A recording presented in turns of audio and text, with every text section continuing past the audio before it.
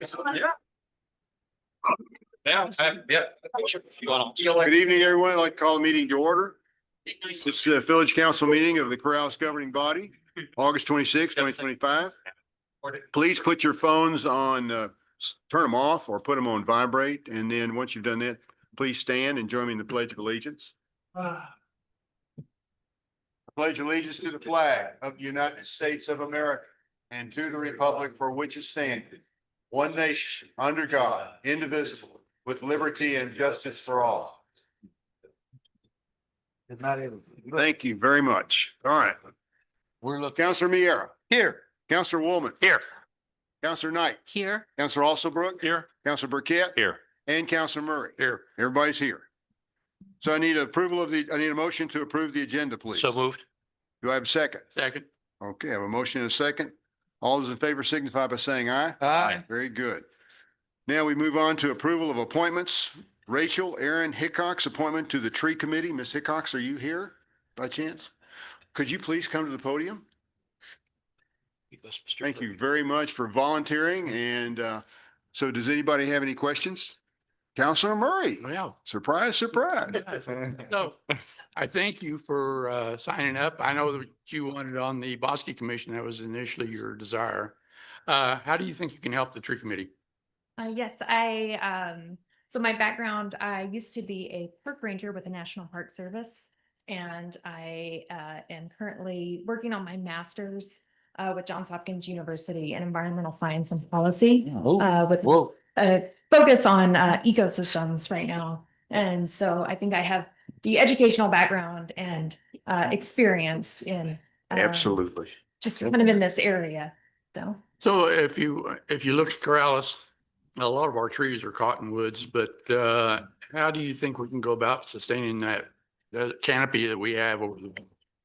I'm sorry, can you repeat that? How can you think that we can thank you.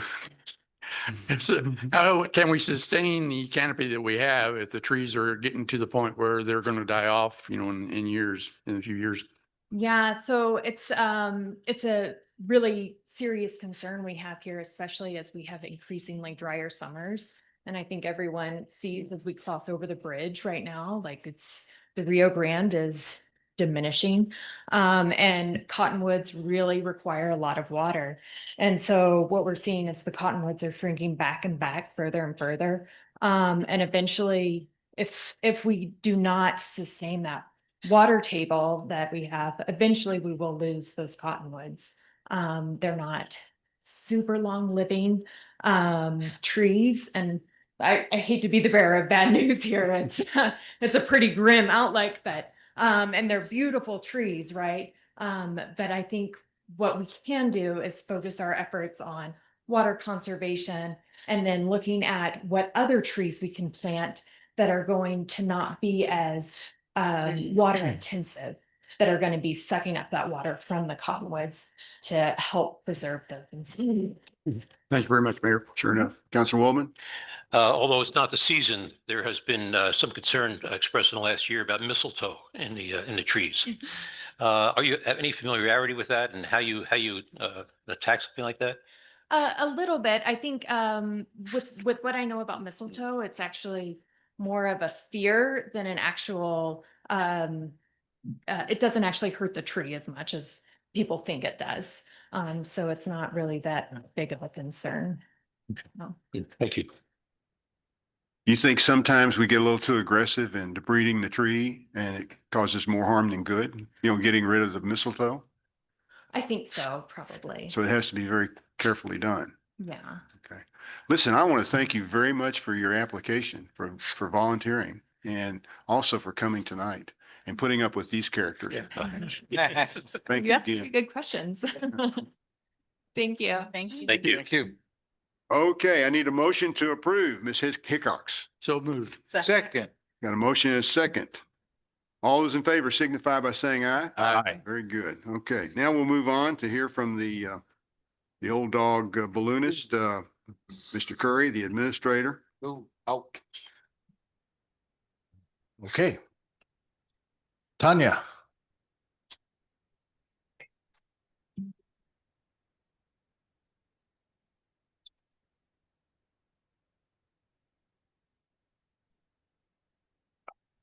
Tanya's going to have a little bit of a expanded report beyond health.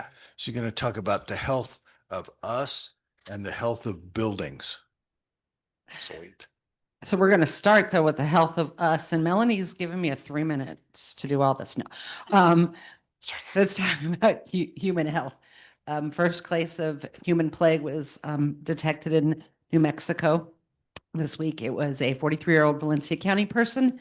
They do believe he probably caught it in Rio Arriba County. So what carries plague? Fleas. You can get plague from getting bit by a flea, and you can also get plague from interacting with an animal that has plague. So try to keep fleas away from your house. So clean up wood around your house, put hay and compost piles away from your home. DEET works really well to keep fleas off your body. So that goes back to the mosquitoes that are going to be even more prevalent thanks to the wonderful rain we got. I'm very glad we got it. If you're going to use flea control on your animals, talk to your veterinarian because there's safe medication for cats and dogs, and you want to make sure it's safe for you as well. Make sure if you have sick animals, get them to a veterinarian and stay away from wild rodents. So that is plague. Then we will move on to the COVID-19 update. COVID is still climbing. There's no wastewater data. They say there is a technical issue. Last wastewater data was first part of August, but we have test positivity for the United States has climbed to 9.9%. That is up from 8.5 last week. Emergency room visits are now to 1.2% of all emergency room visits, up from 1% last week. Hospital indicators has stayed flat at a rate of 1.3 per 100,000, same as last week. And deaths are still considered flat, but remember it's a lagging indicator. The last complete death total for the United States was July 26th, and that was 174. They have not completed the August counts yet, but right now, week ending August 2nd would be 169 deaths. In New Mexico, COVID is still also climbing slightly. In the last 7 days, there's been 565 lab diagnosed cases, not diagnosed. If you call your doctor and say, I have COVID, that doesn't count. These are lab diagnosed cases. Hospital admit is low still, which is good. 1 per 100,000 or 13 admits in the last 7 days. And then positivity is up to 13.1%. Measles, we are still sitting at 100 measles cases in New Mexico. The last cases were 5 in Santa Fe, and that was August 10th. Remember, incubation can be up to 40 days, so we still could get some more measles cases. And in the US, we've had, as of August 19th, lab confirmed is 1,375, so 42 states or jurisdictions have had measles. Okay. Any questions on, and they're starting to advertise for flu vaccines. I want you all to get your flu vaccine, but I don't want you to do it yet. Still too early. It'll depends on when we start getting cases. I mean, we could get cases in September, and I'm up here going, we're getting a lot of cases, go get it. And it could be October or November. You want strong immunity, not waning immunity. Any questions? Yes, sir. So, yeah, I was just up and I did get a flu shot recently. I was also asking about the COVID shot, and he says, just wait. Because if I got it, it'd wait 2 months before I could get the update. Correct. So, he said that was coming out in September. Does the fact that the feds are discontinuing any research on mRNA vaccines, is that going to impact us in terms of COVID? Great question. Thank you, Mayor, councilors. It could, however, the platform's already there for the COVID vaccines, and where it might hurt right now is the younger vaccines. The younger vaccines look like they may not authorize fully. The adult vaccines already been authorized fully. So getting that change and that tweak of the viral protein is probably going to be easier. What it's going to impact, there is another pandemic coming out, and that platform is gone, that we won't be building that platform in the United States.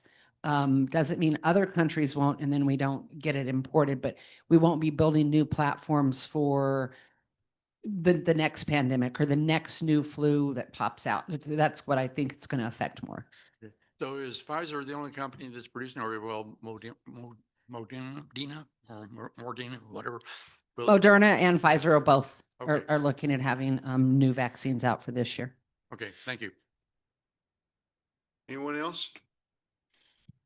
Okay, Tanya, carry on. Okay, now we're going to talk about, so I'm not always doom and gloom. Melanie is going to put some pictures up on the screen. We're going to talk about the old church because I think we had a counselor, Murray wanted us to talk about it. So these are the walls before. They took some pictures, cracked walls, and you can keep going, Melanie. You can see the cracks in the walls. At that exit was where a piece had fallen off and hit someone. More cracks in the walls. This is all before repair. Okay, that is one of the wall areas that was repaired. Sorry, some of these were taken on different phones. A lot of them are from Historical Society and Ed Bowles took. Some of them are for me. You can see this here, where previously the roof has been repaired in 19, I believe. That was where it looks like water gouged all the way through that wall when they took the mud off. This is the wall done. This is the wall. That wall is where one of the big cracks were that they had to put together. That's it. The dark areas where it's still drying. This is the floor. So one of the interesting facts with this is areas of the wall, some were 12 inches thick before you hit Adobe, and some of them were 2 inches thick where you hit Adobe. We over the years, you just added more mud. And so when we peeled it all down to get to the Adobe, the wall doesn't meet the floor anymore. And there was nothing under here. No, you can't put the floor directly on the dirt. So they're also putting new 2x4s and 4x4s. So there's something for the new flooring. So that was a sample that we got. And I worked with Historical Society. The company that supplied the flooring that they put down in 2020 could not meet our deadline to get wood here. So we approved this one. And there's some more pictures if you want to go through, Melanie, of the different, that's them out there staining or putting the varnish on the floor because it was just a clear coat. Another piece showing the heating and air conditioning getting ready, and you can see how pretty that wall in the back looks because it's done. That is the sacristy. And that's actually going to be the pipe that's sticking out. Historical Society wanted their audio visual stuff before it was just hanging on a pole, one of the vigas. They wanted it to be able to be put in the sacristy room so they could hook the stuff up. This is the conduit that's going to allow it to be used. I mean, that room had a lot of damage, and that's the mud being re-added. Not a great picture, but I did climb up there today. That is the heating and air conditioning vents up in the roof. And that is it. So we started this project with $275,000 from the legislator. And we really thought, oh, we're going to redo the electrical in the walls, put the new mud on. And when we got the first bid, we were like, can we have some contingency money? Then we started removing the mud and found the damages that needed to be repaired. And Crocker, who is the subcontractor that has a lot of historic preservation, said, you really can't just put the mud back on this wall. You got to stabilize the wall. So our first change order moved us from 275,000 to 331,000, a little over that. Then we dropped it a little bit, dropped it back down to 329 because we kind of changed the scope and said, let's fix what we see and let's see if we can get enough money to fix the rest. And we did. And that included the electrical in the walls. However, they got up into the attic, and in the attic there was more damage. There were less lines in the attic than they thought they could use. They were older, they needed to be replaced. So we got a change order for $11,000 for the electrical in the attic. And that took us to $340,000. Then Historical Society of Music and Corrales really wanted a dedicated electrical circuit for their music and their audio-visual, because that's what they use it for a lot, and their AV panel stuff. And that was a $6,700 change order. Then we started looking at overtime. We started looking at, are we going to be able to get this project done by September? Because there's a lot of stuff that happens in the old church in September, not just stuff that people rent from it, but there's the Historical Society does things, there's Harvest Fest, and they do a lot of fundraising and a lot of education. Then there's art shows that they have. So we budgeted for some overtime. We budgeted for the HVAC, and that's $120,000 change order. A lot of work. We wanted it insulated. They didn't want it to make noises. We wanted, you know, the vents to be wood. That's an extra cost, by the way, if you want your vents and your ceiling to be wood, but we want it to be with the heart of Corrales and good to meet the integrity of the historic building. So we also then removed the baseboard heat that had been in there. So I had to remove the baseboard heat from the building and cap it off in the building and also over at where the boiler comes in from the annex room. The wood flooring, because they're having to extend extend 2x4s, and it's really an interesting way we're having to kind of Jenga, but make sure it looks like it wasn't a Jenga project on the floor. That was another 20,000.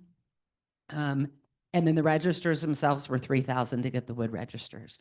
So right now, the total for the price cost is $543,147.90. But it wasn't done for 165 years, so this should keep us good, hopefully, for 165 years. We had 275,000 from capital outlay. We had 200,000 from our budget.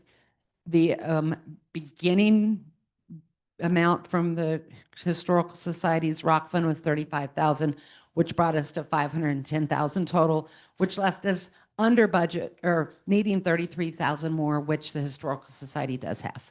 They are still fundraising because we may need to change out a transformer eventually, and there's some other stuff, and they want money in there for the incidentals, like the outside walls that need to be remudded, like the little wall outside, the things they normally do.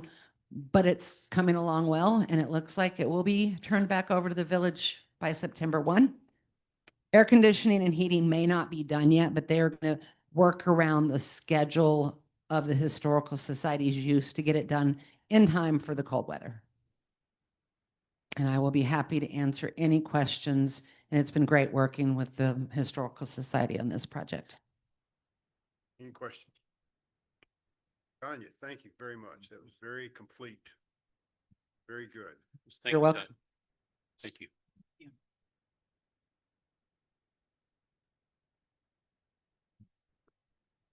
Thank you, Tanya.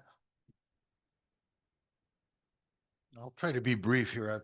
I've got a few things I want to bring up to the council that you may or may not find interesting. First of all, on the September 9th meeting coming up, we're going to have just an open discussion among the counselors on the site development plan for Wells Fargo Bank and the Gonzalez property. It'll just be a discussion to get your thoughts before it goes to P&Z. This will include the discussion of just the use of the property and the bathrooms, et cetera, over there. They're over there. You'll see the bathrooms on as a BIR tonight that we've got through a grant. But it'll be just a discussion, and so that you'll know what's going to be going to the Planning and Zoning Commission on September 9th.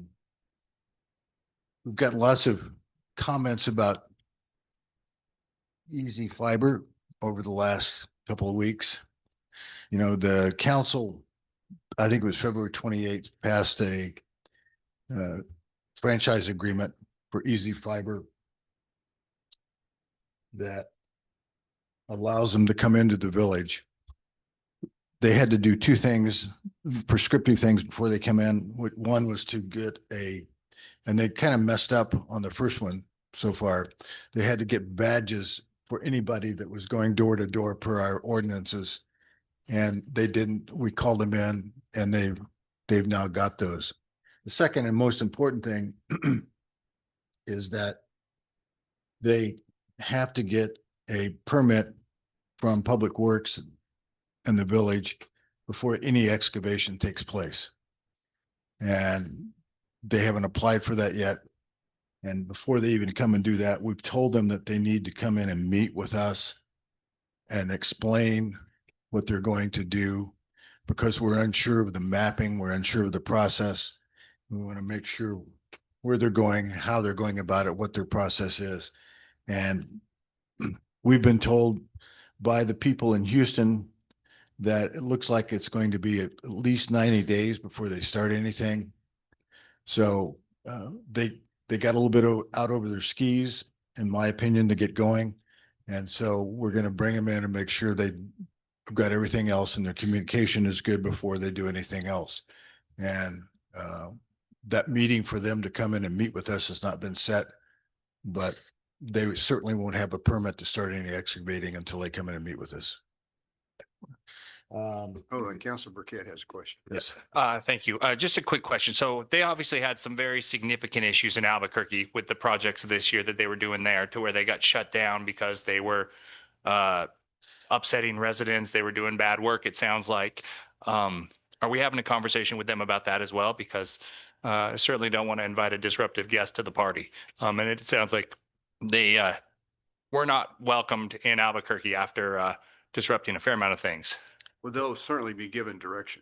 It's going to be a comprehensive conversation. Councilor Alsabrook first. Thank you, Mayor. Just as a follow-up to Councilor Burkett. So 90 days, we're at the end of August. 90 days puts us really into December, and given typical scheduling delays that would be expected, I would not want them to be doing anything or start anything that will be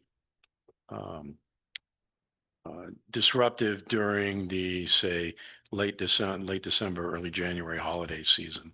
That would just be that would be pretty bad. And I think they need to Good point. respect that timing. Yes, good Yeah. point. Yeah. Councilor Murray, you Well, want? yeah, I was also along that lines. Do we have the power to do a work stoppage if they get enough complaints? We've looked at the contract and, you know, we haven't made that decision yet, but that's part of the conversation we're going to have. We're hoping through the conversation that we have before they start to do anything, get the excavation permit, that they have an understanding of what we expect. And we'll make that pretty clear to them. Well, I'm just curious, do we have a legality point where we can stop the construction? Is that going to be built into the contract? Well, We can negotiate that, because I don't specifically remember that point that you just brought up. Okay, I hear from the peanut section. Mayor and councilors, there is a clause in the contract that we can revoke the franchise agreement and stop work, but they have to violate certain specific ordinances. So if they are violating our ordinances and things like that, there are some, and I haven't been through it with a fine tooth comb, but you know, Randy and his team looked over all of it before we had council approve it. So there are some clauses for being able to stop work. Or do our ordinances, are they stiff enough that we can stop them without, causing any issues? That may be something we need to look into a little bit more. Okay. Yeah, but that conversation is going to happen. Go on.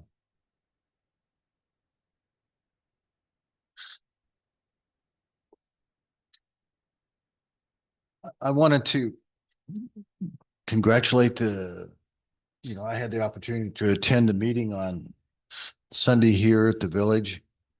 And there's a couple things that I just wanted to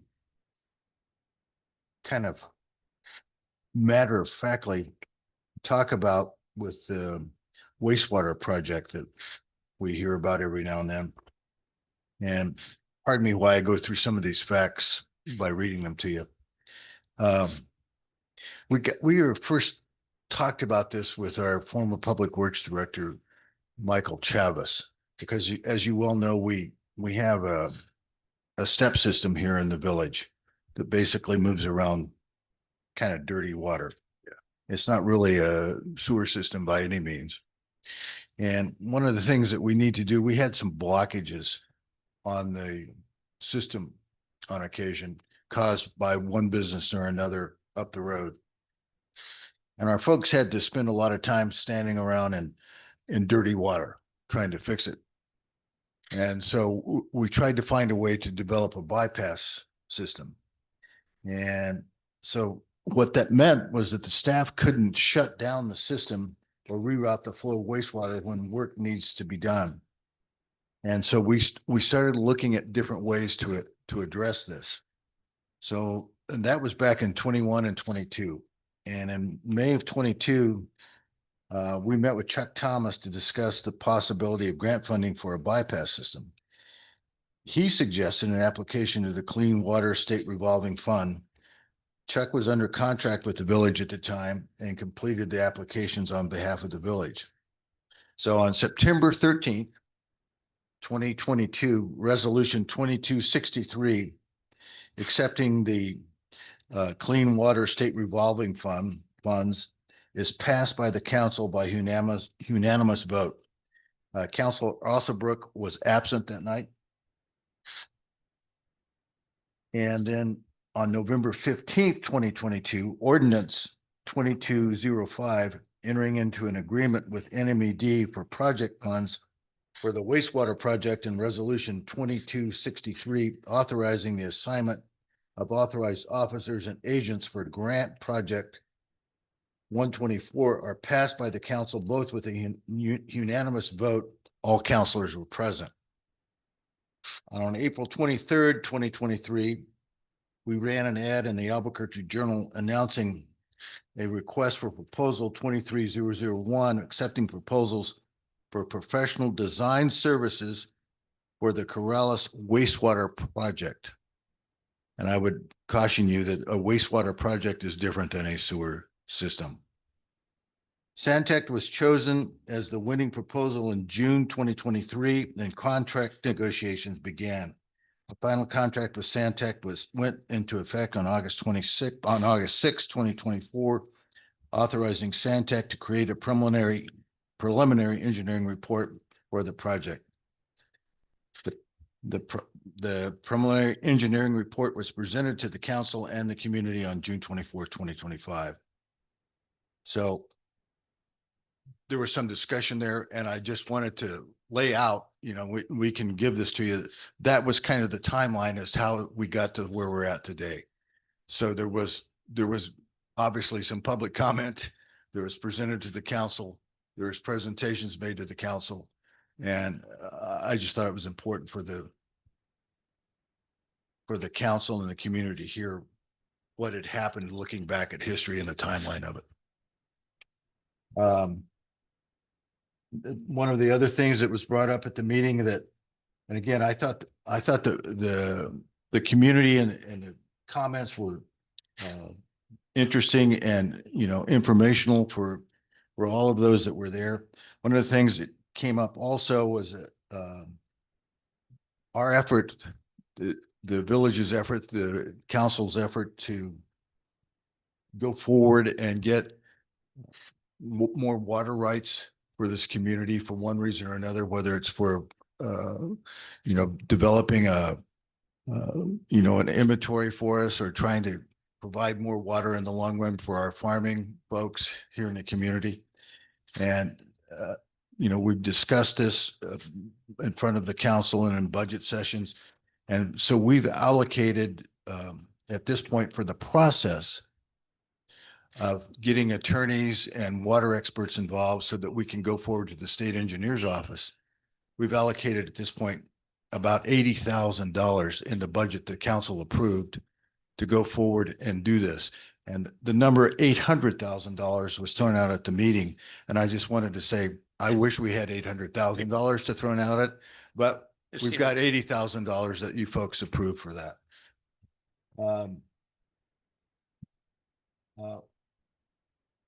Another thing that came up that was of interest to me, because I didn't know the answer, was the post office. And, you know, the village properties now surround the post office.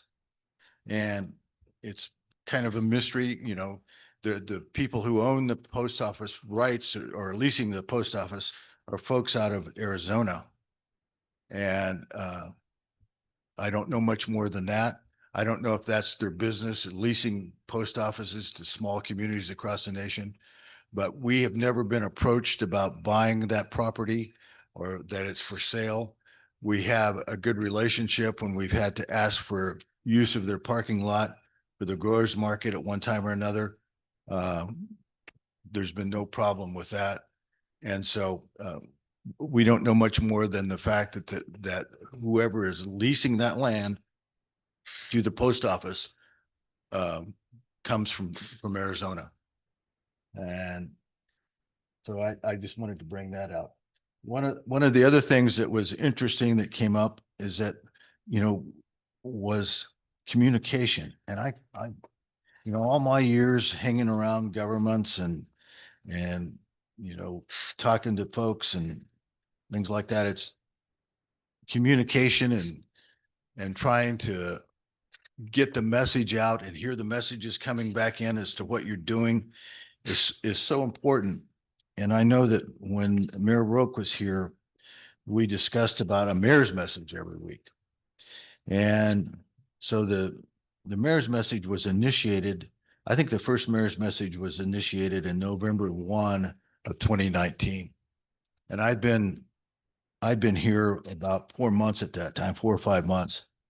And so we initiated it on November 1 of 2019. And by November 21, 2 years later, we had 330 subscribers to the mayor's message in November 2021.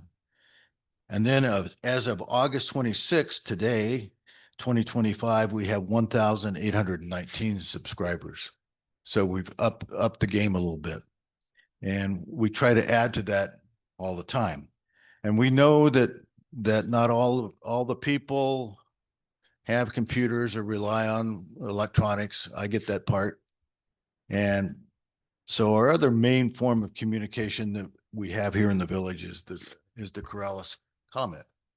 And if you'll notice in the comment, I don't have one on me, but I know that I've never turned down an interview when they've asked something for me. I know the mayor hasn't. I think some of you have talked to the mayor, to the comment at one time or another. But one thing is that they do publish every now and then, well, not every now and then, but very consistently, is if you open up, I think it's on page 3 or very close to the front, is all the particular meetings that are going on within the village, so that people, if they pick up the comment and spend their quarter to buy that comment, they can pick it up and see what's going on. And they write extensively now that they have the paper's been bought out by Pat Rogers and his group, and Pat bought Davis. it from Pat Davis. Thank you, Bill. But bought it out from Jeff. And you know, Pat's an ex-police officer in the city of Albuquerque, and he's very interested in community politics and community ongoings. And so I think he's expanded the breadth of the comment quite a bit, I think. And you'll see a lot of the same stories that are following up in Los Ranchos and up in Rio Rancho. And they called us and asked if they could print the mayor's message in their paper. And we said, of course you can. So I think the mayor's message now shows up all the time in the Corrales comment. So, you know, I think it's important to kind of, it's so important for the village to continue to communicate what we're trying to do and hear the folks that want to tell us what we need to do. And that's important for not only for the administration, but for the council, so that we have that sort of communication going on. And then the next thing I just wanted to mention was that I've been at the Growers Market for the last 4 weekends, helping set up for the library. We had giving out free books out there, have the opportunity to give the library, gives out free books for kids and gives out swag. And I was approached by Isabella from who's on the farmland preservation vice chair, and she asked me about an update. And so what we've done, Randy's been working with Michael Cisco on the farmland preservation. And so what has gone up now, each one of the potential applicants that you all have approved, I think there's 6 of them, has they have an option package that they may have the ability to sign coming up shortly. But that final option package has been approved by Randy and his firm, working with Michael Cisco, and it's now been sent to the New Mexico Conservation Society, New Mexico Conservation folks, and they're looking it over. And if they have any changes in this option package, you'll send it back to Randy. And if there's any changes going back and forth. But once that is approved by both the New Mexico Conservation and looking back for the village, then it'll go out to the potential applicants, and they'll have an opportunity to either sign or not sign the options on that. I think that's it. Counselor Murray. Thank you, Mayor. And Ron, so I got a couple of things I want to ask you about. So do we know exactly when the post office lease is coming up? No. Is there any way to find?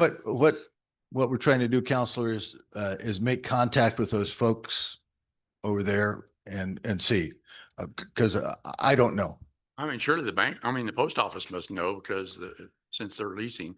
I don't know. Okay. Also, along the lines of your mayor's message, discussions with Councilor Wolven and Muir, is there a way that maybe the council can piggyback on that as well? Because sometimes I don't think we have a forum in which we have issues that we want to just put out there. Now, it's not for discussion amongst us councilors, but it might be an issue that might be of interest to the residents here. So is there something that we could have similar to the mayor's message? Maybe it's a councilor's message or something like that, just, for a councilor to put out there.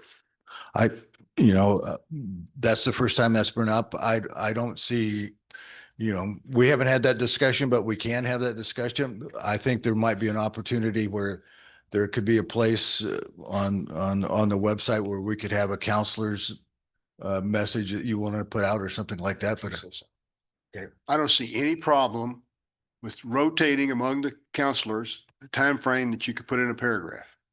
It is very difficult to come up with things to write in the mayor's message. I understand. And, you do it every week and you're trying to cover all the different things that are going on without sometimes talking about things that we have closed sessions over. And you also want to talk about things that are interesting. And that's why it's helpful to have Melanie to go over it, because everything I write is so boring. I mean, it goes back to, everything you wrote when you were in college, and, it was boring. I mean, nobody liked to listen to what I wrote back then.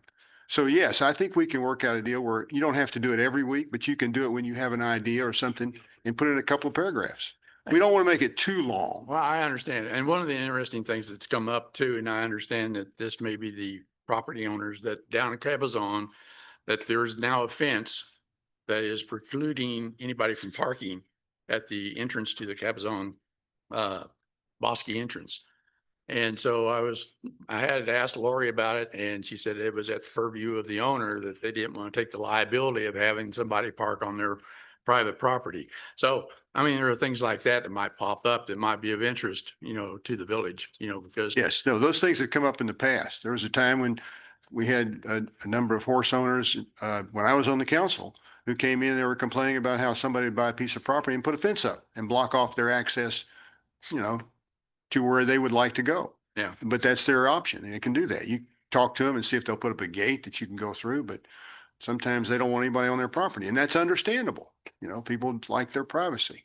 And maybe we need to have a discussion with either the SCAFTA folks or the MRGCD, and maybe see about maybe a bridge over on the south side going across, into the Bosque. So the folks, instead of going on the north side of that diversion channel, they go on the south side.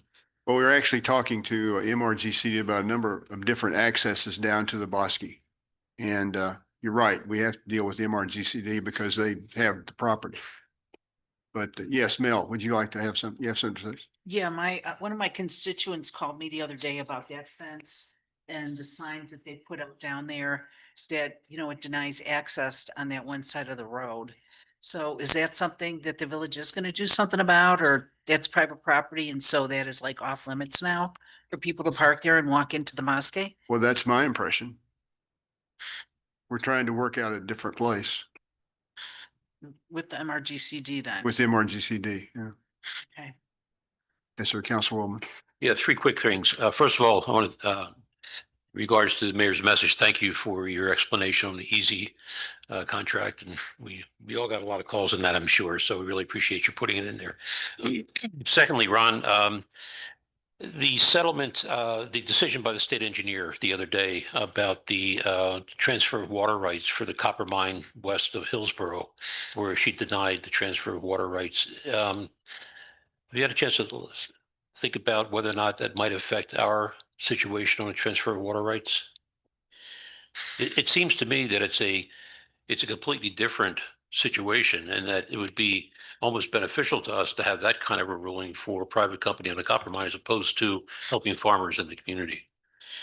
You know, our approach, Counselor, to looking at what the state engineer is doing right now and talking with Mike Hammond is that we look at everything the state engineer does, but we're not going to comment on anything. Okay. And Mike obviously has a different insight to it than any of us in this room does. And, but I can assure you that the team that we put together is looking at every nook and cranny of this as we go through. I know we had one of the team members that spent the afternoon or a good portion of the afternoon with Chief Martinez talking about his needs regarding water rights. But to your answer is that we look, but we don't talk. Sure. And the last thing is, I'm wondering what the status is of the new electronic speed signs on Loma Larga elsewhere, as well as putting up the one back on Meadowlark that perhaps Steve has some insight on that. Mayor, councilors, yeah, they actually tried to deliver them today because we ordered them, but they came at 5 o'clock, so they're supposed to deliver them, I think, Thursday. And then once we get them in, we'll try and fit them in the schedule to put them back up. Okay, and can you remind us where they're going to be again? If you know offhand, if not, that's okay. No, I mean, I know the two of them are going on Loma Larga. The one will go back on Meadowlark.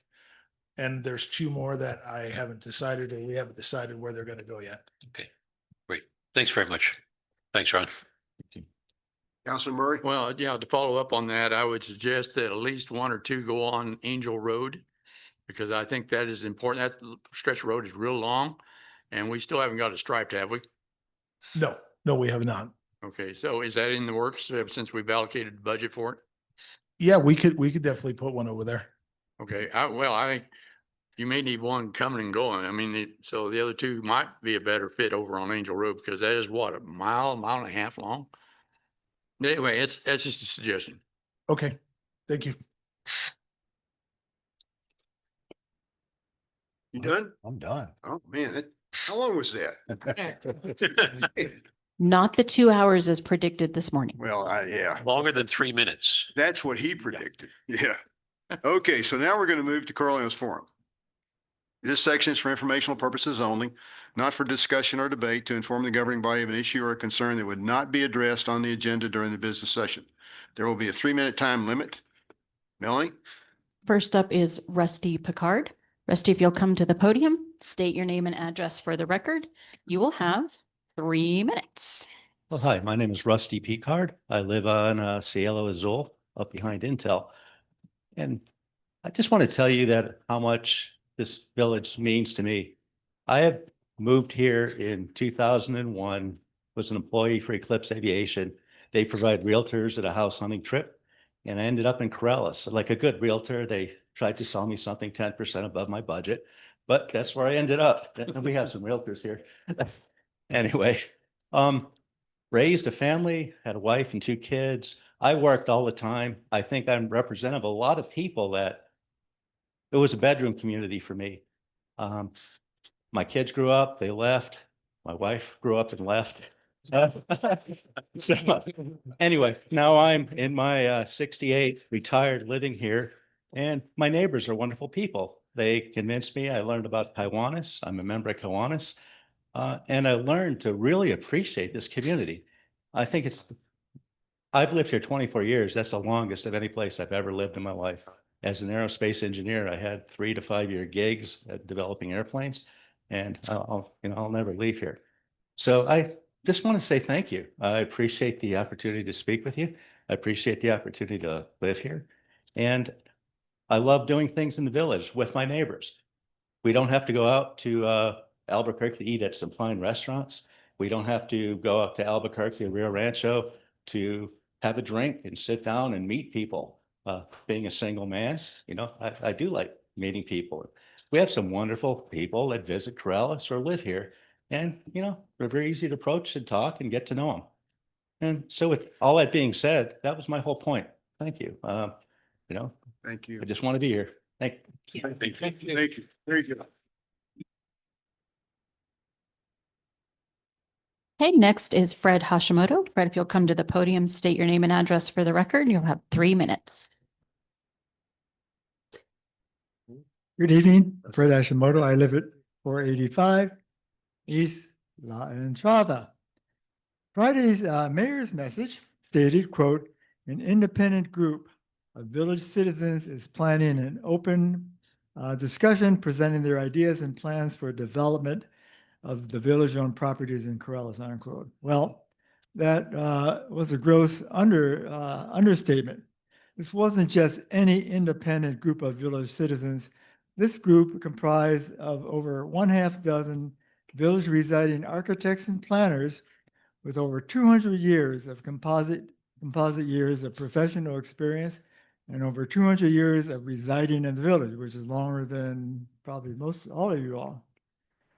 They are a select, well-credentialed group of village citizen volunteers who would seem to be well qualified to put together some concepts for the recently purchased village properties. I have asked and learned that literally hundreds of personal hours went into this effort on Sunday. Many villagers attended Sunday's discussion session. A standing room only crowd filled the community center and overflowed to the outside. 5 counselors were in attendance. Administrator Sir Curry was part of the overflow outside. The discussion was lively, interactive, constructive, and positive.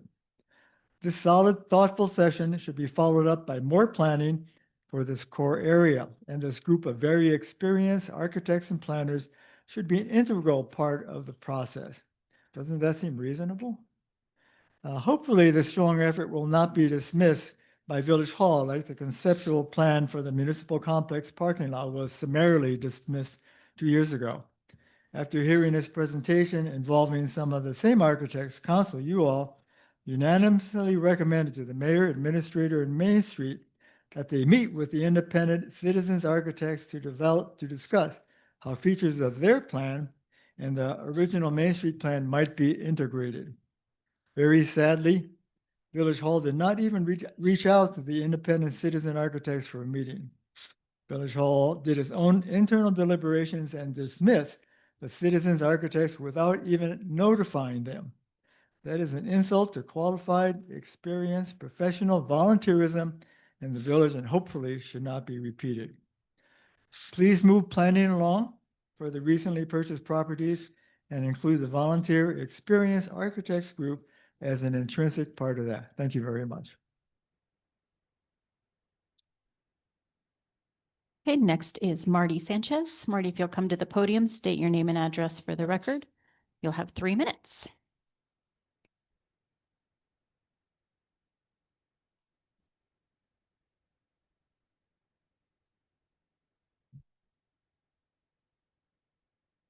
Good evening, counselors, administrators. My name is Marty Sanchez, 338 Wagner Lane. On the heels of what Fred Hashimoto has just said, it strikes me when I was thinking of coming up to talk to you all that we have such an abundance of fabulous talent in this village, and it is not being used, never has been used to a significant extent. And it's not like you have to pay most of us. We're willing to give it to the village. It's our gift to our village.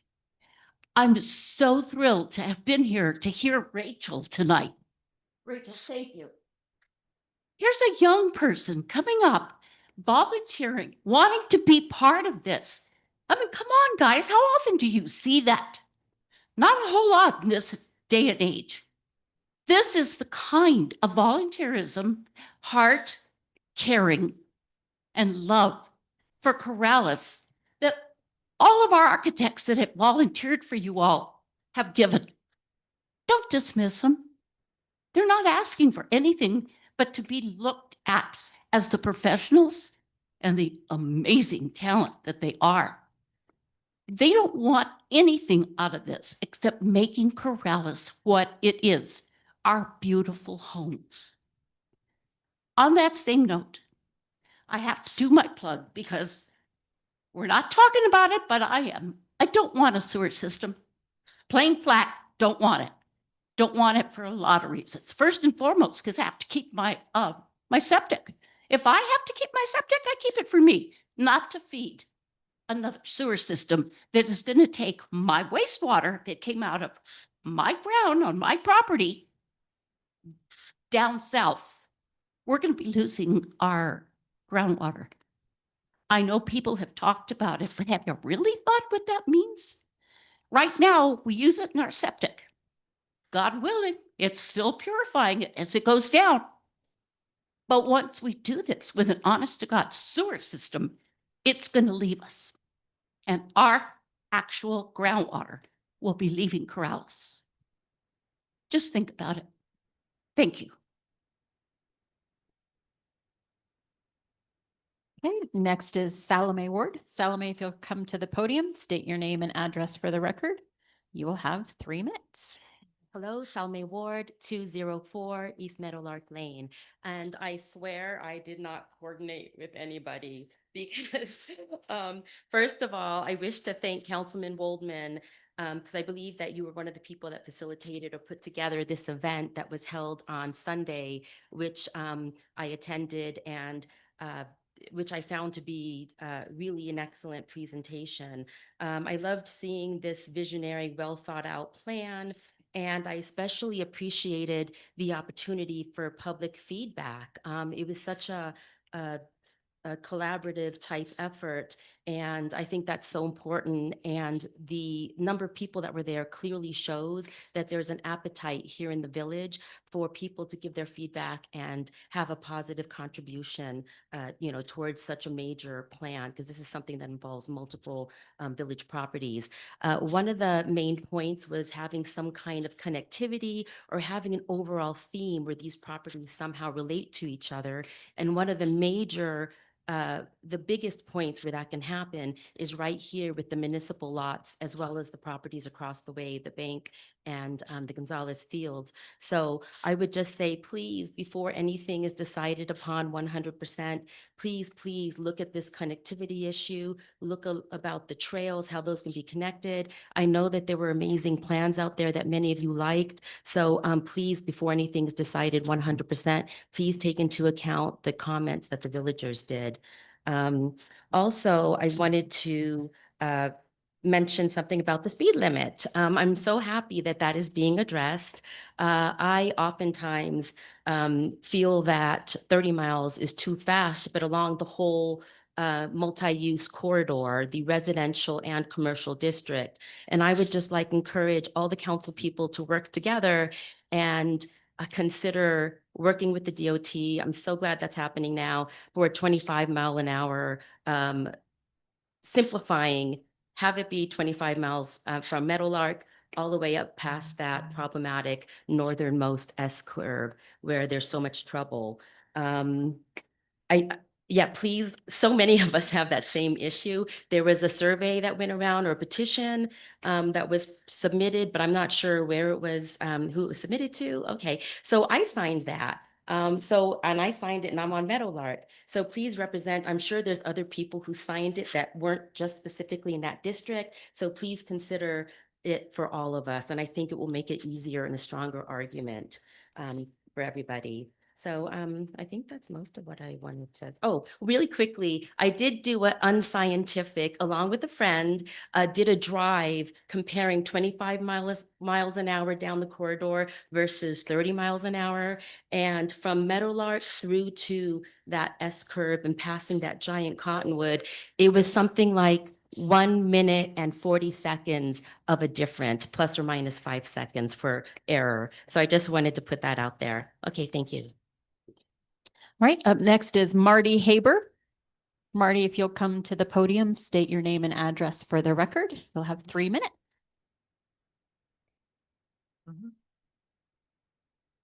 You just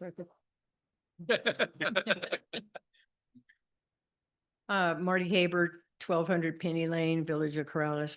I was able to speak to you on the 29th of July in regards to my experience being a noise abatement officer for the city of Albuquerque.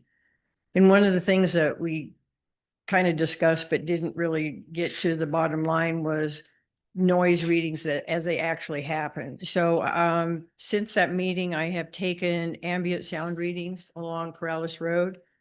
And for a 30-minute period of time, the average decibel reading was 61.5 decibels on an A scale, from a high of 72.9 and a low of 51.1. Most of that was vehicular traffic during that time. At the time, there was a band playing at Casa Vieja, and during the 30 minutes that they were playing, the average sound level was 80.1 decibels on the A scale, with the highest of 86.6 and the lowest of 73.7. So one of the things we had discussed was some cities, as in Albuquerque, they have a table for dBA noise. And these values, the ambient exceeded the allowable noise on a commercial place. So my recommendation would be that you pick some kind of maybe 10, 12 decibels above an ambient and not use a table. So anyway, I just wanted to bring that to your attention, that I took some readings. I'd be happy to email them to all of you.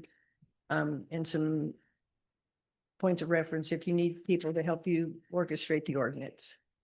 Sure, send those to, I guess you'd be the one to be the best contact. Yep, I'm pretty sure you have my email address already because we've communicated Okay, a few I times. just wanted to give you some more definitive information. No, that's very helpful. Thank you. Okay. Thank you. Thank you. Okay. Next is Johnny Martinez. Johnny, if you'll come to the podium, state your name and address for the record. You'll have 3 minutes.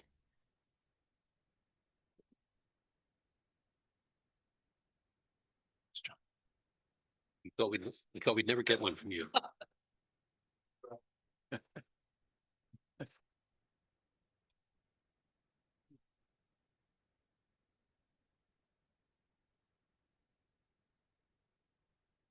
Document distribution doesn't count against my time. Johnny Martinez, Rafael Court.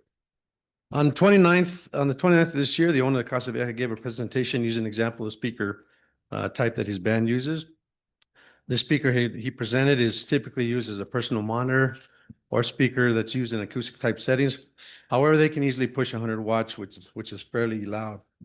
He extended an invitation to some village residents who've been voicing concerns regarding sound levels at his establishment. And on August 9th, a group of them did go. I did not, but a group of them did. And the sheet I've given you contains pictures of the speaker presented here in the chamber councils, in the council chamber, I'm sorry.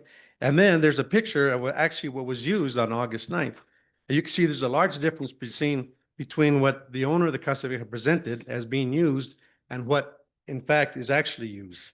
I'm a musician, so a quick search on Sweetwater Music Company page shows the speakers of this type capable of producing anywhere between 500 and 1,000 watts. If you use them at lower levels, they don't even produce good sound. You need the power. You have to push it out to make good sound out of it. So there's a significant discrepancy of what was presented here and what's actually being used at the Casa Vieja music events. The owner of the Casa Vieja also tried to imply the noise complaints were coming from one disgruntled person. And this resident is owed an apology for the attempted smearing, and she should be thanked for being the catalyst in fostering village participation in addressing the excessive noise issue. It's not just one person. There's been a few people, but for whatever reason, he wants to label her as disgruntled, and I think that's wrong. On another topic, there's an active group in the village has been labeled a small vocal group and has been assisted, and people have been insisted on making them divisive, dismissing them as divisive. But I think it's important to acknowledge the group is not a small group. I'm often pulled aside at the post office or the Frontier Mart, at a yard sale. People always pull me aside and they want to talk about village topics. And I can tell you that support of that small vocal group and what they stand for is in fact growing rapidly. While there's an attempt to label them as divisive, I think it's important to acknowledge them, to acknowledge that they are the ones that have advertised and promoted village-wide participation on a few occasions.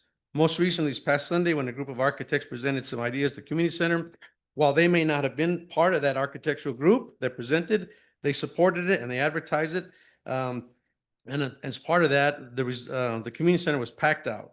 And I received no less than a dozen phone calls from people expressing appreciation for their effort. And I also need to extend my appreciation to the counselors in attendance. Counselors, thank you for your participation and support of the village-wide open forum discussions. Village residents do take notice and we do appreciate it. Thank you very much.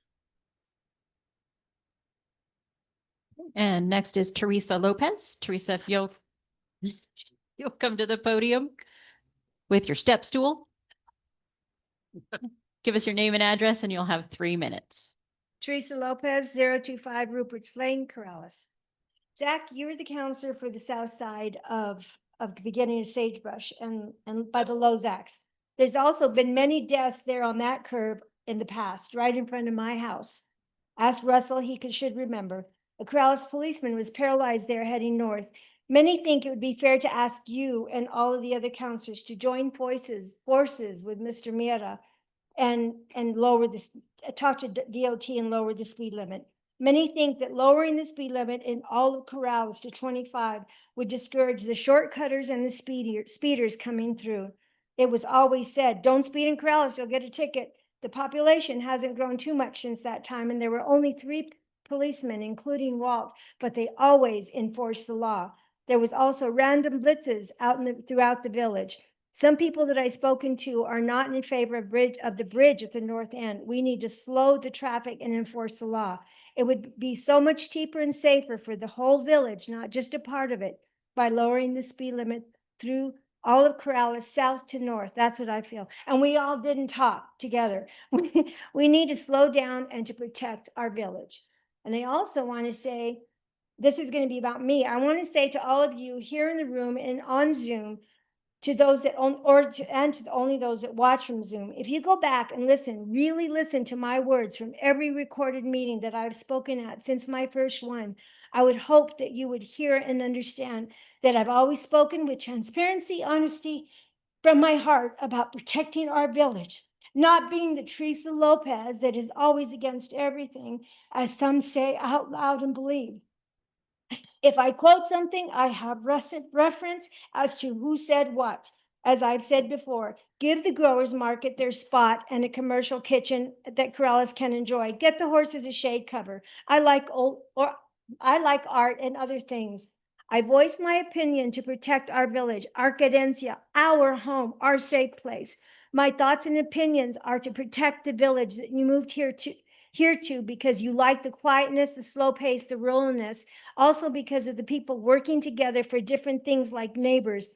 I'm also a member of the CHS and have been for a few years, and I'm in a few different committees, as some of you know. Again, I want to protect it from becoming a tourist destination with more traffic coming through daily. I want all of us to protect our little piece of heaven from becoming a place that you moved away from because you loved it here because of the things I mentioned earlier.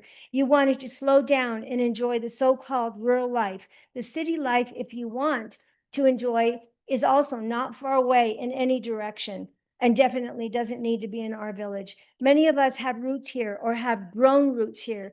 This is our cadencia, our piece of heaven on earth that is across the river along the bosque. Again, I'm not against everything. Let's all protect and save our village that we love. Okay, Mayor, that's everyone. Okay, Mayor, yes, ma'am. can I just make a comment that it was great that Counselor Mieta got the MODT together, but the counselors were there, the mayor and Ron were there, so we were there and we also made our voices heard by the MODT, so to let you know that it wasn't just one person, we all were there, so in Zoom or in person. NMDOT. There we go. Okay, so we're going to Counselors Forum. And you can certainly express more of that if you want to during Counselors Forum.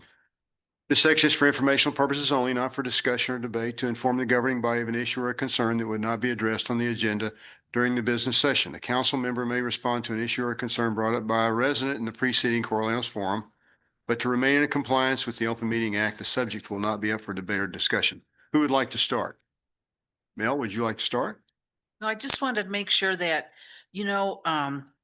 I am all for giving whoever organizes, one of us, all of us, that we do communicate and, if we can't be there in person, we do Zoom meetings and we have other obligations, like I did a Zoom meeting with the rail runner again. So we are getting out there and we communicate with each other. So I just want to let people know that it isn't just one counselor doing one thing and then we don't know about it, because we all get together and figure things out.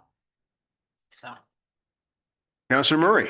Thank you, Mayor. So to follow up on this speed limit through the village, unfortunately, we are also fighting some of the rules that DOT imposes on us. And there's one that specifically is called the 85% limitation.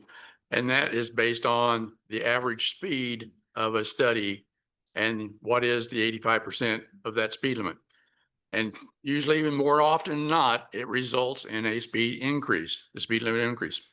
We're hoping that the DOT will look at the safety issues throughout the village and that we can maybe not put so much emphasis on that 85 percentile.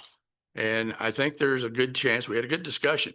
I really appreciate Councilor Mier putting this together along with Michael Hammond. And Secretary Senate was there and it was good discussion. I think we all expressed our opinions and let's hope that that continues, that we got to continue that communication. So I think it's really important. Absolutely. Councilor Mira. Thank you, Mr. Mayor. I wasn't going to speak, and thank you for speaking. You were exactly right. Everybody here was involved in that, and you as well. So I'm not going to talk about that, but I was going to talk now that you brought it up earlier. If we allowed to maybe write something up or put something in the comment, I was thinking, what would I put? And what hits me right now, what I would put is, how you send out, and I want to thank you because that's part of the mayor's message, or it comes at a different time, what's happened in the last week or so, who got arrested for what and whatever. So the police officers are giving us that report. So I appreciate that report. So all I wanted to say tonight is, interesting on that report, individuals are getting arrested from Rio Rancho, the DUI, Rio Rancho guy, and then it's a person, and then what was the other one? Well, they had a warrant for their arrest, Rio Rancho, and then they didn't have a driver's license, Rio Rancho. I'm really pleased because of what that young lady said that came and spoke a little while ago. Is, commenting on how nice it is, and yourself as well, Rusty, for talking about to live here. We're not too bad when it comes to driving and so forth and so on. At least not too many of us, because we don't get a lot of those tickets. So for whatever that means, Mr. Mayor, I just think we're pretty good, safe citizens. But it's those personas de Rio Rancho, they sure have a whole lot of problems, and that's okay. You can say Rick Miera. That's M-I-E-R-A. Said it. Okay. Well, we should try to do better. We should always try to do better. Yes, sir. Councilor Austin. Thank you, Mayor. Just to follow up on the the NMDOT and speed limits and all those other things. It's the Department of Transportation, and traditionally that mission is to move cars and trucks, to move traffic. That's what they're set to do. That's how they set speed limits, with that primary task in mind. It's not the department of slow down and enjoy the ride. And that's a real fundamental difference in how the purpose is viewed between what we want and what they want. And I think that's something that we'll start making progress with, I hope. Councilor Murray. Mayor, I just want to also say that the person who did the speed limit or timing between north and south, that also was done in Los Ranchos, and they came up with about the same number. You don't save a whole lot of time with that 5 or 10 mile an hour difference. It does not take you that much out of your way and does not cost you an hour of transportation through the village. So I think that time that she said it would take, by lowering the speed limit, I think that is worthwhile in consideration. Well, there are a lot of things that really need to be done. And fortunately, Secretary Cerna was very open to the suggestions, and perhaps with this new focus on public safety and pedestrian safety, we may have some impact finally. But the good thing is they will start meeting with us again. It was kind of dropped for quite a while. And, the conversations will continue. We'll see what happens. Anyone else? Councilor Woolman. Yes, Mayor, very quickly. I think as a result of the community forum that was held on Sunday, the volunteer work by a number of architects in the village, I think we need to seriously take a look at the effort and the commitment that Amy Bell is making to this village. I raised the issue several months ago when she did her presentation that we're not seeing any results. When I said, "What's your timeline?" She said, "Well, I have to look at the history of these properties, and it may take another 3 or 4 or 5 months to do that." This group, without any mandate from the village, put together a composite presentation that at an open meeting that I think is valuable, and I think there's something we need to take a look at in the future. I'm not sure her contract is serving the village as well as it could. So I think that's a Main Street issue, but something we need to take a look at. Anyone else? Okay. We'll move on to the consent agenda.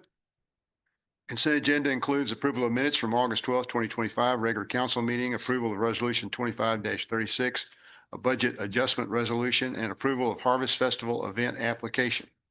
I need a motion to approve the consent agenda. So moved. Do I have a second? Second. And a second. Yes, sir. Mayor, I would like to pull the Harvest Festival application just for discussion. Okay.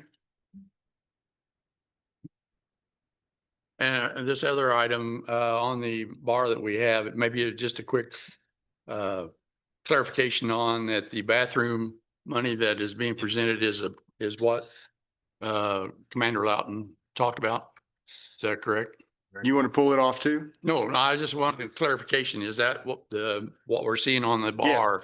Yeah, I don't know if she mentioned it while she was doing her presentation, did she? That's it. Yes, that's what it is. Okay. That's all I need to know about that.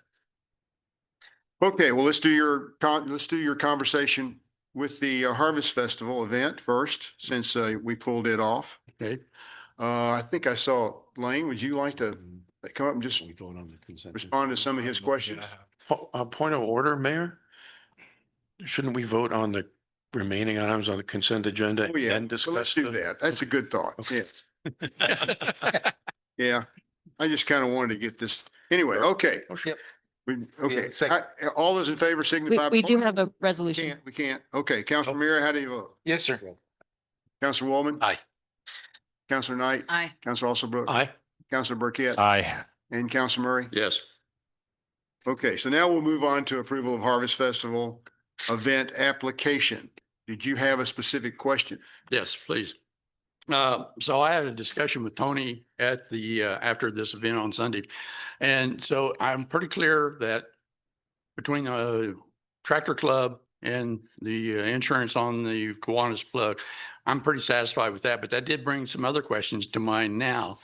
So in the Kiwanis insurance, does that also include other entities associated with the Harvest Festival, such as maybe the Mercantile, Frontier Mart, the Champ, and private properties that are being utilized for this? Does that also include in the insurance? It is. All those items are going to be included as another COI in each one of those individual properties. And they will all be covered if any action were to take. So all nonprofits that are associated with it will be covered as well. And Correct. As long as we are not giving any of those properties are requiring us to pay rent on those. If we are then being having to pay for those properties, then we cannot, the didn't does not fall into that umbrella. okay. Does that make sense? Yes. So the other two issues I have is with the administration. Article or Section 7 of the application.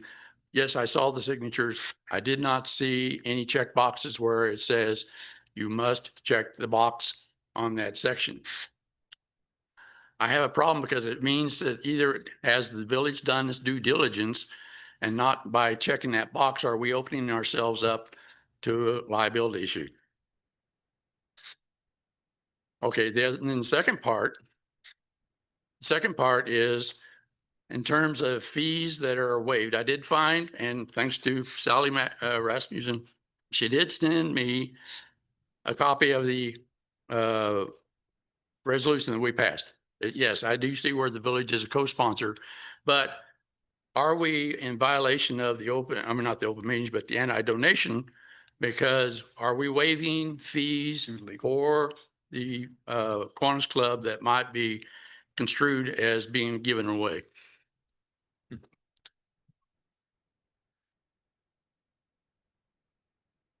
Counselor, on your 2 points, on the first one, I was comfortable with the application as it was submitted because we had all of the department directors that had to provide approval for it, signing it from the village.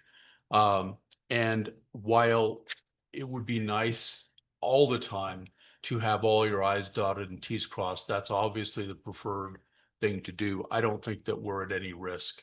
And with the insurance information provided, creating us as an additional insured, I feel very comfortable with our covering ourselves for any issues that might happen. Secondly, on the anti-donation, it's a different kind of standard when you have an event like this, when we are also a co-participant and sponsor. It is as if we are doing a joint project with a nonprofit that is attempting to do something for the entire village. So I don't think there was actual consideration paid for those items that were listed in the contract, and I don't feel like there's any anti-donation issue. So you're comfortable that if the New Mexico Finance Authority showed up the day after the event, we could demonstrate and document all that to their satisfaction? I do. Okay. So one thing I would like to see then, in addition to approval of this, and I will make this an amendment, I would like to see a one-page financial summary to be presented at council by October 28th of any event related to the 2025 Harvest Festival. I'd like to see any fees, business license fees, any income that we have for that related to the Harvest Festival. You want to make a motion? I'm making a motion to amend to the previous motion that was for the whole consent agenda, and we pulled this off. So now this is separate. So I would move in addition, I'm making an amendment to the approval of this application that you provide, the administration provide a one-page financial summary report to council by October 28th. And that financial report is going to say what now? It will include all fees, business license fees, income, and disbursements related to the Harvest Festival. Just a village fund? Just the village. That the village made. Yes. The village doesn't make any cash payments to anybody. Well, we provide a place. We do collect business license fees though. Well, we collect those anyway. That's not Kiwanis. That's not the Harvest Festival people. We do, Sky does keep a separate list of the businesses for Harvest Festival. But we would collect a business license Some regardless. of the businesses that participate in Harvest Festival do already have a business license, and they are not required to get a second one specifically for Harvest Festival. So that their regular business license covers them at this event. Can I ask, the purpose of this is to measure economic impact or to clarify the anti-donation stuff? Clarify the anti-donation. Why, I don't understand why you want to do that, because if they ask us, we'll do that. If DFA asks us to do that. I'm thinking that council needs to be, because if we're approving this application, which we probably will do, I think it's the council's responsibility that as the governing body, we need to be aware of what monies are transacted, in relation to this event. I disagree with Attorney Audio's effect about the boxes, but it does say must. It does not say will or may, but the instructions say must. And that's where I have a differential. But anyway. Okay, so just Melanie, did you write down his motion, his amendment? Well, we technically never got a motion to approve this event application. A motion for an amendment. Well, for us to produce all this information regarding. Right. So the motion would be approve the event application with the stipulation that the village administration provide a one-page summary of all income generated from this event to be given to council no later than October 28th. Before Do we have a second for that motion? Wait, Mayor, one sec. We don't have a motion on the floor to approve the event. It is combined. We need first before we can. We had a motion for the consent agenda. But this was off of it. Not before. The motion had already been for the consent agenda, and then he pulled it off afterward. Yep. I'm not sure that's legal either. Yes, I believe it. Mayor, You want to make it again? we have to have one separately because Okay. since it was taken off. Yeah. So we need a motion to approve the Harvest Festival event application. So moved. Second. In a second. Okay. Now you want to make an amendment to that application. Yes, I want a one-page financial summary as stipulated by. Do we have a second? Is there a second?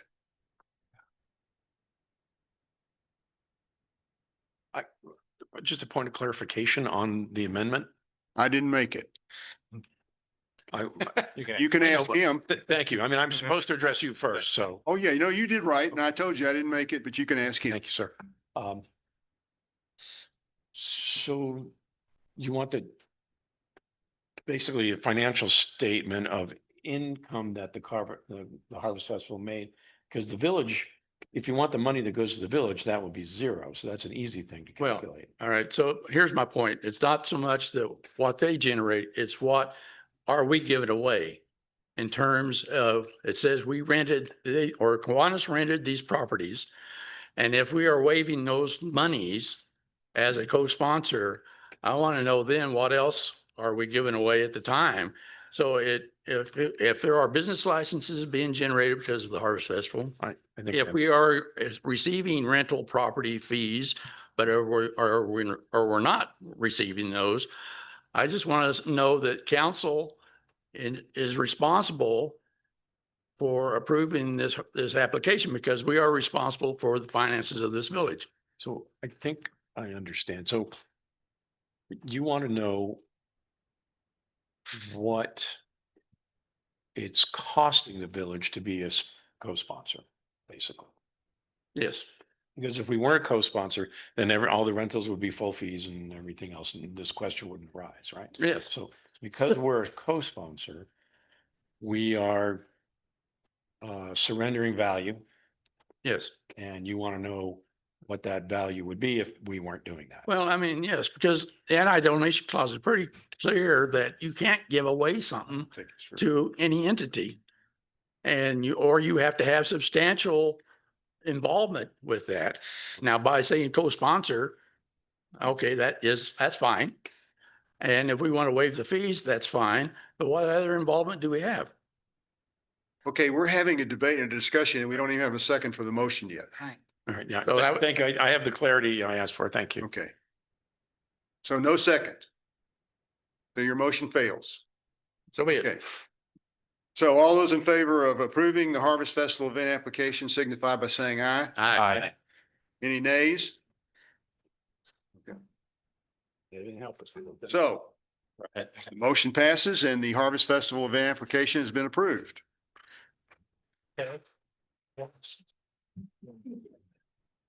Now, I bet that makes you real happy. Yes. Okay. So now we move on to new business. Approval of resolution 25-37 sponsoring with Corrales Main Street, the 22nd Annual Starlight Parade. Do I have a motion to approve? So moved. Second. In a second. Any discussion, any questions, any comments? Counselor Murray, how do you vote?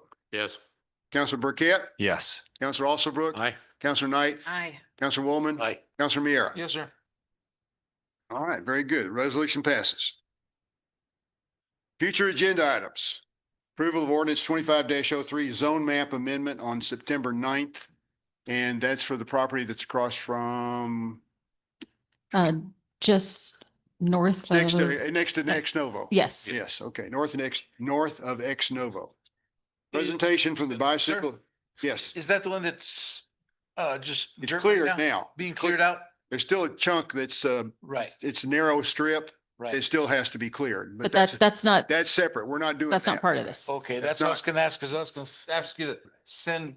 You'll see something on that coming later. Yes, Coming later, okay. September 9th. That'll be great. Well, no, I mean, prior to September. Oh, the section that's left is, So the section that's left will have a clean and lean coming and it's being reviewed by the attorneys right now. So Okay, great. but it'll be a few weeks before you see that. Gotcha. we're Thank gonna you, have a sir. presentation from the Bicycle Pedestrian Advisory Commission on September 9th. And we'll approve the Starlight Parade event application at that time. We just approved their event. That we are also co-sponsoring. Yes. Anybody else have anything else? Yes, sir, Councilor Alsobrook. For October 14th, I've invited Bill Vidal, the Executive Director of Habitat for Humanity in Greater Albuquerque, to give a presentation. They opened a new donor center in Rio Rancho on Stephanie Road this past weekend. And he'll be giving just a brief background talk on Habitat and the good they do and their donation centers, et cetera. I thought it was a good opportunity. Can you give us a little more information so we know, like, I heard his name, but Oh, yeah, I'll give it all. I'll give it all to Melanie. Okay. All right. Anything else? Okay, since we have finished the business session, meeting is adjourned.